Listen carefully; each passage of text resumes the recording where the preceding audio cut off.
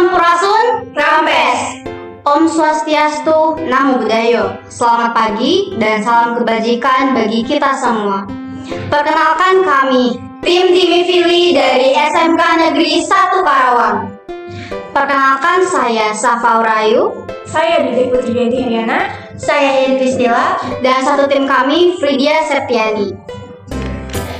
Di sini kami akan menjelaskan gambaran ide solusi kami yang bernama Sunrise untuk perlombaan Digital Innovation Challenge 2022 meliputi Masalah, misi, ide solusi, dan tantangan. masalah yang akan kami angkat kali ini yaitu kekerasan terhadap perempuan. Dari 2019 sampai 2021, kekerasan terhadap perempuan tercatat naik dari 8.947 menjadi 10.368 kasus. Kekerasan tersebut meliputi kekerasan fisik 39%, kekerasan psikis 30%, dan kekerasan seksual 12%. Menurut Orange dan Baldwin 2005, dampak negatif dari kekerasan tersebut yaitu trauma, luka fisik, sulit tidur, pasif, dan ketakutan yang membuat korban tidak produktif karena rasa takutnya. Visi kami yaitu membuat platform untuk membantu para perempuan korban kekerasan seksual, psikis, maupun fisik untuk pulih dari trauma yang ia alami. Misi kami dalam mengatasi masalah adalah yang pertama, mencari tahu metode-metode pemulihan yang dapat dilakukan untuk mengatasi trauma. Yang kedua, mengkaji permasalahan yang targetnya pengguna alami. Yang ketiga, menganalisis perilaku pengguna. Yang keempat, membuat platform yang mudah digunakan oleh pengguna. Yang kelima, menghadirkan fitur-fitur yang berguna untuk membantu dan mendukung user pulih dari trauma.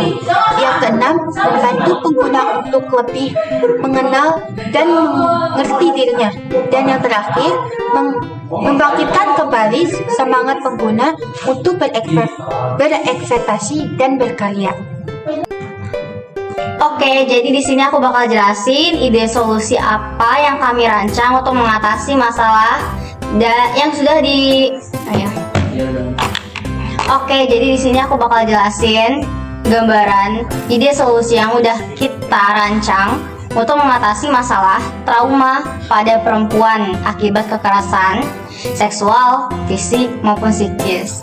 Nah, di sini aku bikin mobile app yang namanya Sunrise. Mobile app ini tujuannya untuk membantu para user, membantu para korban yang nantinya akan menjadi target pengguna di website ini untuk pulih dari traumanya.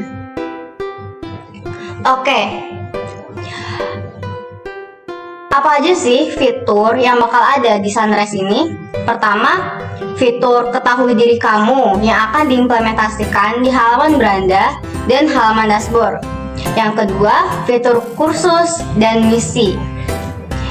Yang ketiga adalah fitur feeds, di mana user dapat berekspresi dengan membuat postingan-postingan tentang dirinya, karyanya, ataupun yang lainnya.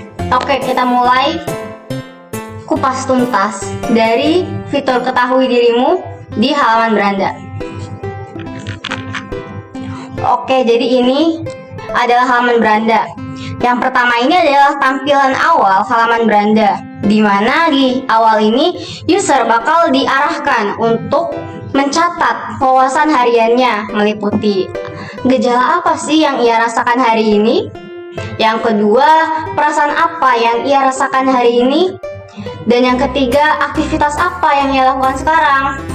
Dan yang terakhir, user dapat menginput sendiri catatan hariannya.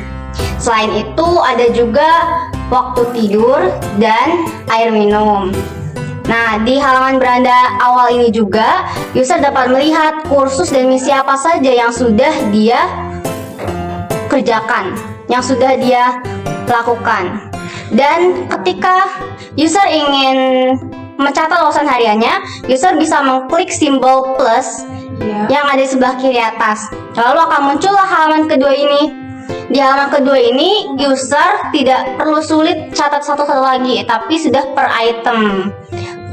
Tidur pun user dapat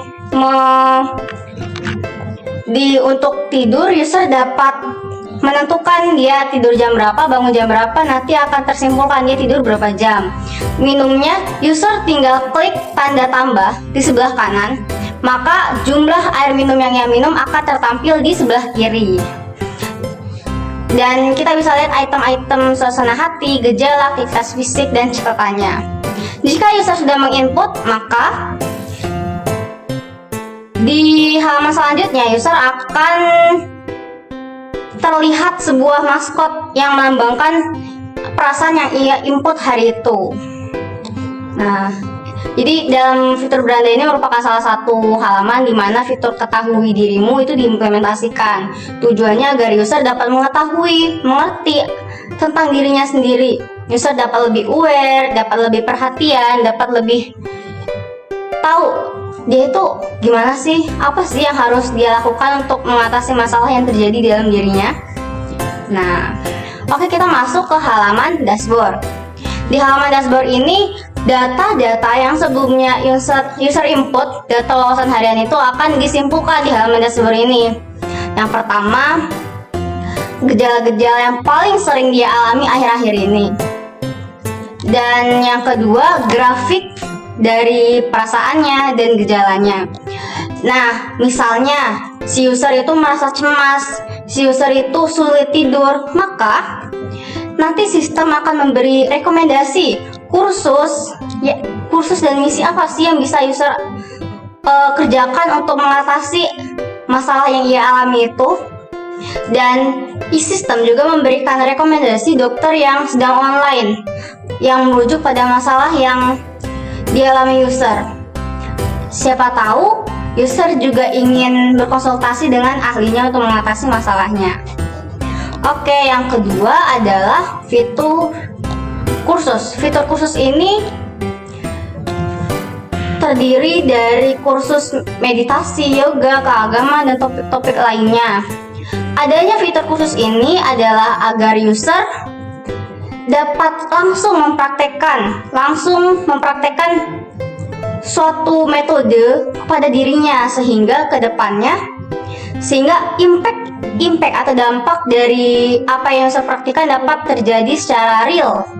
Karena bila hanya baca saja, siapa tahu tidak dipraktekkan, maka kita harus hadirkan kursus, hadirkan mentor agar dampak positif yang akan didapat user itu lebih baik lagi. Nah, bisa kita lihat di desain yang sebelah kiri. Di sini ada topik-topiknya. Paling populer apa sih yang paling banyak diakses? Nah, akan keluar di sini. Terus user bisa klik button atau tombol meditasi, yoga, atau keagamaan. Dan user juga bisa tahu kursus-kursus apa yang baru rilis sekarang dan berapa jumlah videonya. Dan ketika user mengklik video kursus, akan muncul tampilan seperti ini.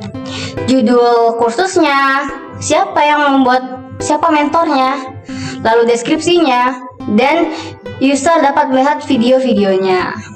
Jadi kita masuk ke fitur feeds. Feeds ini dihadirkan agar user dapat berekspresi, berkarya, meningkatkan kepercayaan dirinya. Karena di fitur feeds ini user dapat melihat karya-karya orang lain apa saja, hasil tulis orang lain, dan tips dan trik dari para user yang lain, sehingga user itu sendiri dapat inspirasi untuk bangkit lagi dari keterpurukan yang ia alami. Di fitur feeds ini juga, user dapat menjadi salah satu alternatif user untuk mendapatkan pertemanan dengan mengklik profil dari user lain. Kenapa sih kita hadirkan fitur pertemanan? Karena ketika seorang perempuan mengalami kekerasan dan mengandung trauma, ia cenderung merasa kesepian, ia takut bersosialisasi, padahal ia butuh teman untuk bersandar. Maka dari itu kita hadirkan fitur ini sehingga user dapat mendapatkan teman yang sesuai dan dapat mengerti dirinya. Seperti itu.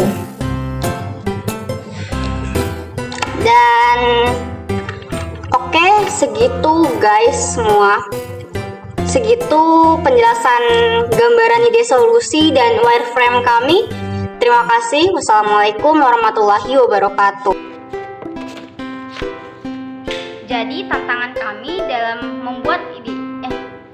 Jadi tantangan yang akan kami hadapi adalah pertama, implementasi design thinking khususnya di tahap empati dan definisi masalah. Karena jika di tahap ini salah, maka kedepannya kita nggak akan tahu sebenarnya apa sih yang menjadi pain point user dan apa yang benar-benar dibutuhkan dan diinginkan oleh user.